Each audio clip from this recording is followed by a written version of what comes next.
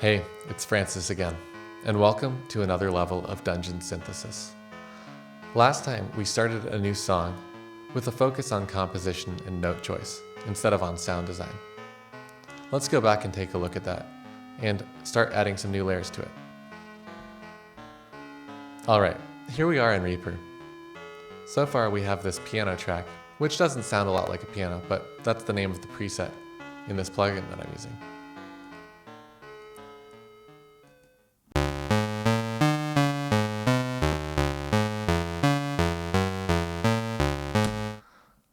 And I kind of want to add a melody on top of that. I'm going to start with this flute. And I'm going to make an item of the same length. That way my measures line up. Let's take a look in here and think about what our starting note can be. Now, if you remember from the last episode, I'm working in C Phrygian, which uses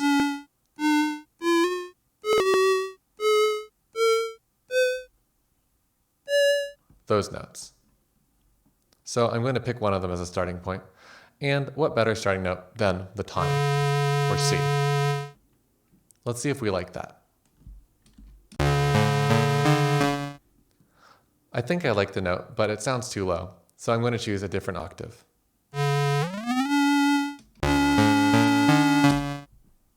Yeah.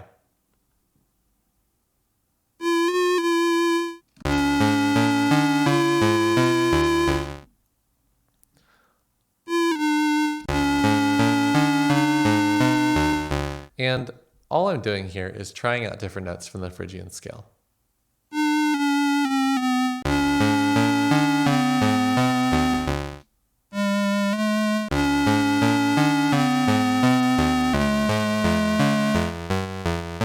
I think I like that. And what I'm going to do is use this 3-note phrase as a starting point for all of the material for the rest of the song. And that might seem ridiculous, but you'll see what I mean as I go. What I'm going to do is make this one a bit longer so it feels like a breath in the flute. And copy these notes over. Let's hear what this sounds like now, and think about what we could change in these to keep the same vibe without using the exact same notes.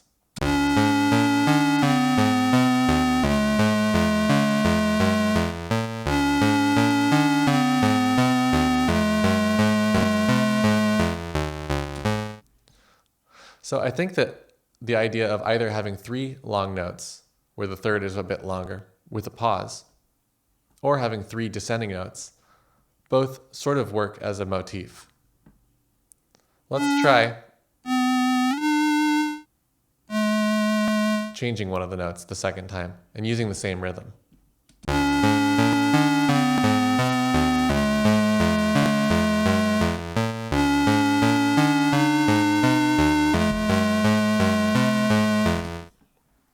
Now, I don't think I like ending on the same note, so the second time I'll just continue going up.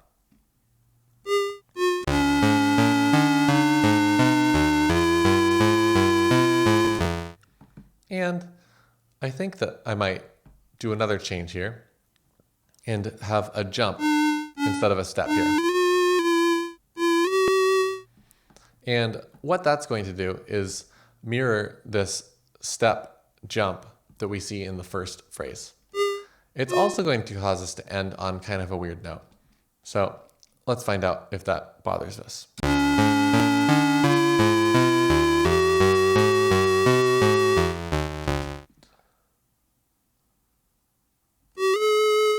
I'm going to just make it a chord.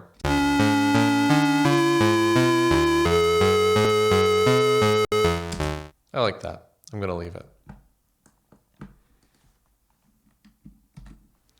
Don't forget that we're only making these rules so that we can break them.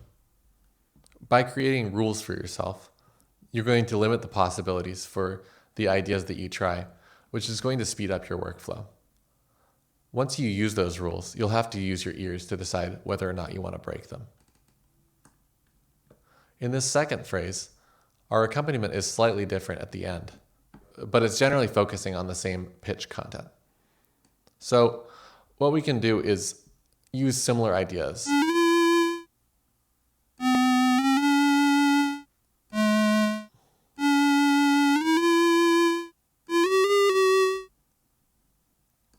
Let's see if that sounds good.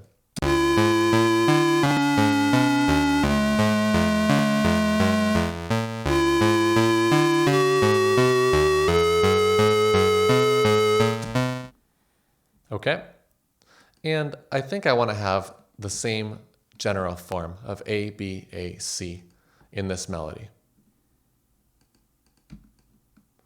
And I'm going to make the C quite similar to the B.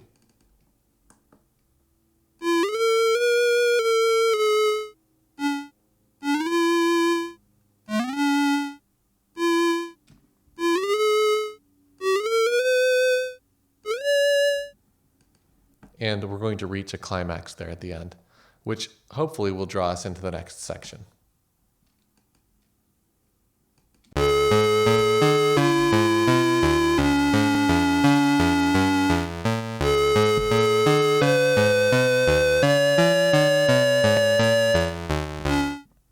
I think I like that. The next thing that I want to do is to create a counter melody. And I'm going to use this guitar track to do that.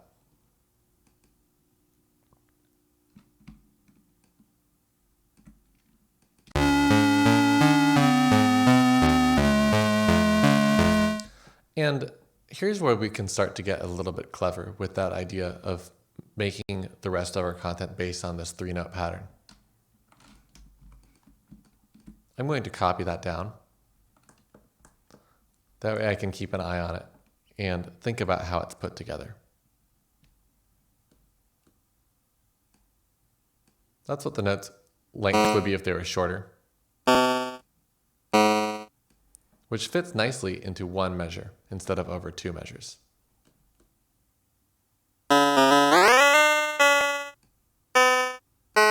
Let's see what happens if we just repeat that pattern after it begins on the flute.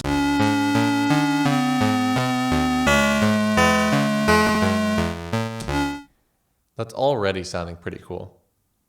I'm noticing that the guitar doesn't have any sustain volume. So I can make these notes as short as I want. They won't really matter. Something else that's bothering me though is that this guitar run sounds incomplete because the note doesn't sustain. So in order to counteract that, I'll keep plucking this note.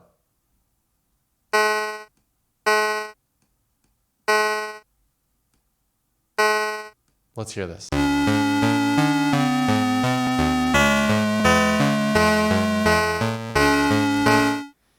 I don't think I need to happen 4 times, but I like having it 3 times.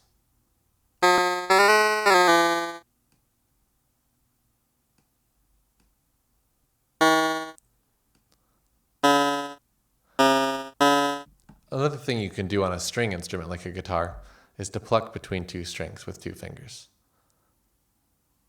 So I'm going to try to emulate that by creating another downward run, similar to the first one, that will make this repeated pluck sound a little bit more interesting. Now, I'm not sure if I picked the right notes for this, and it looks like I picked a note that was outside of my scale.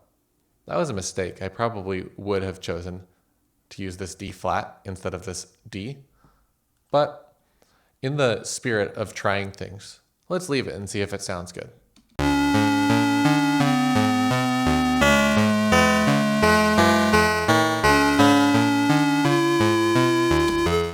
And just because we have to, I'll compare it to that.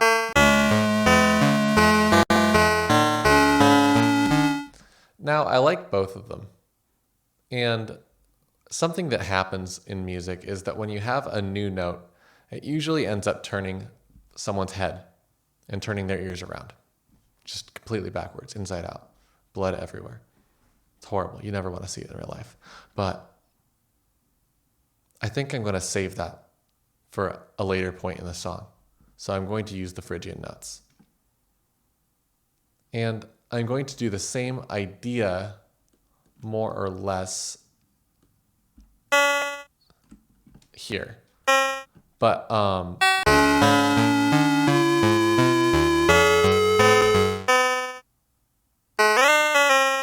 going to change this.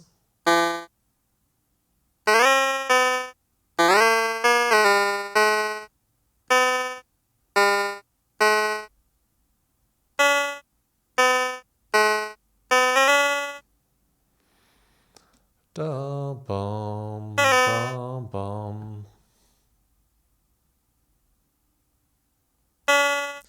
This one is bleeding over my bar line, so I'm going to have to extend this. Now, if you're a Reaper user, you may have just noticed me do something that doesn't usually work in Reaper. And what I've done is that I've turned loop item source off by default because I don't like having my items automatically loop. So if you want to have your item react the way mine did, you'd have to do that too. Or just do it manually right here in the item settings.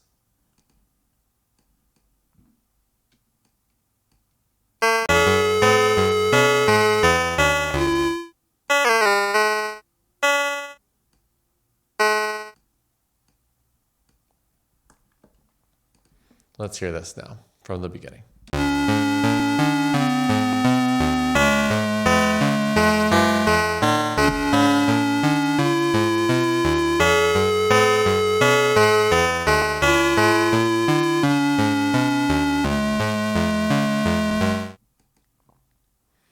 It sounds pretty good. So the next thing I'm going to do is notice that this phrase sort of ends on beat 2. And I'm going to make this a loopable item where the phrase ends on beat 2 to save myself some time. I'm not sure how much I'll need to change this, but I think I want something like that happening every time. So the next thing I'm going to do is listen to all of this and see if I like the song.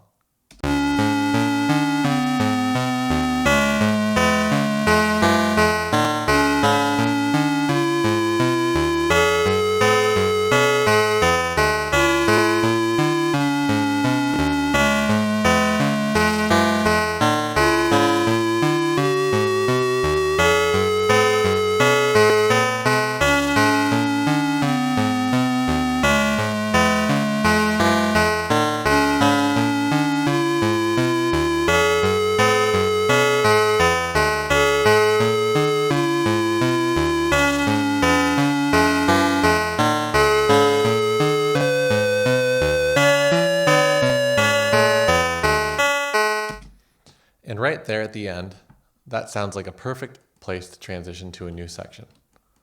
And what I'm going to do is let the guitar lead the way into this new section and end this generational curse of my phrase length going over the bar line. And call this part 2. And we'll get to that on the next episode of Dungeon Synthesis. Hey, thanks so much for watching Dungeon Synthesis. That's all for this episode. Next time, I'm going to try creating a new part for my song. I'll see you then.